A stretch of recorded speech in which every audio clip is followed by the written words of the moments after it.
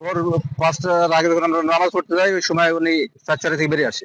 আমাদের সাথে প্রায় প্রতিদিন দেখা হয়। আমি নামাজ পড়তে গেছি, নামাজ পড়ার পরে শুনছি যে নাকি যে মুকুলকে বম মেরেছে। আমি তৎকালীন আসার আগেই মুকুল হসপিটালে চলে যাই। হসপিটালে যাওয়ার পরে পেছনে 3টি গুলির চিহ্ন আছে, আর বুকে 2টি ছিদ্র আছে এবং পাটা ফ্র্যাকচার হয়ে গেছে। প্রায় সম্ভাবনা বম মারার সম্ভাবনা পাই। এবং শত্রুতা সে বিএমপি করে এবং তার আরো গ্যামজাম আছে। শত্রুতা মানুষের সাথে শত্রুতা না থাকলে আর গুলি করলে করে, শত্রুতা আছেই। এর আগে বম মেরেছিল আমেরিকার সময়, 4:30 মেরেছিল, মেরে তার এক সাইড পুরা এখন, মানে এক সাইড পুরা আছে, পেটের সাইডে পুরা আছে, ওটা দেখলে দেখা যাবে। আর পেটের সাইড পুরা 4:30 বম লেগে ও পড়ে গেছিল। আবার ওখান থেকে কোনো রকম একজন ঘাড়ে করে লেগে বাড়িতে পৌঁছে যায়।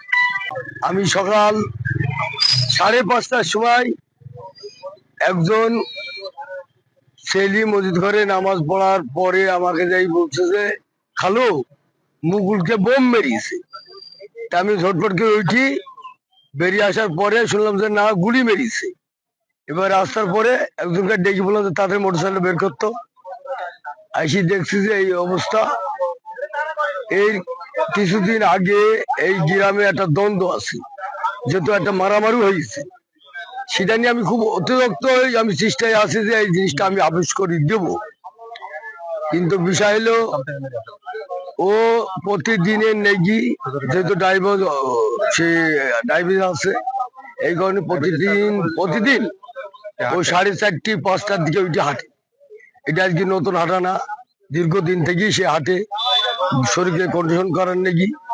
আজকে দেখলাম যে সাহারবাড়ি 7 নম্বর ওয়ার্ডে পার হই 6 নম্বরে ঢোকায় সে হাঁটার অবস্থায় যে যে গুলি বর্ষণ করেছে, এটা অবশ্যই একটা শত্রু ভেবি তাকে এই গুলিটা মারা হয়েছে। ওই হাট পাড়াতে শব্দ পরে আসলো, বাইরে বাইরে এসে দেখছি সার্কতের উপরে পড়ে আছে।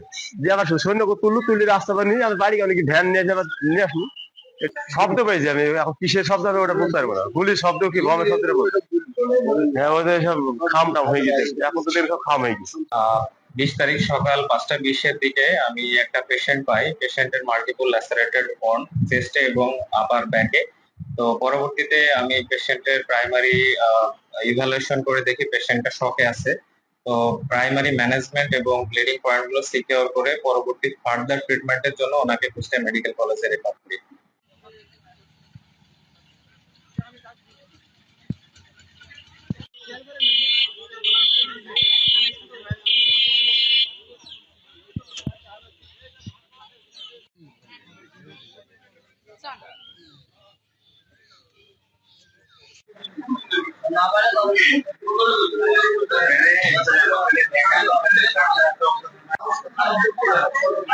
अच्छे बनाए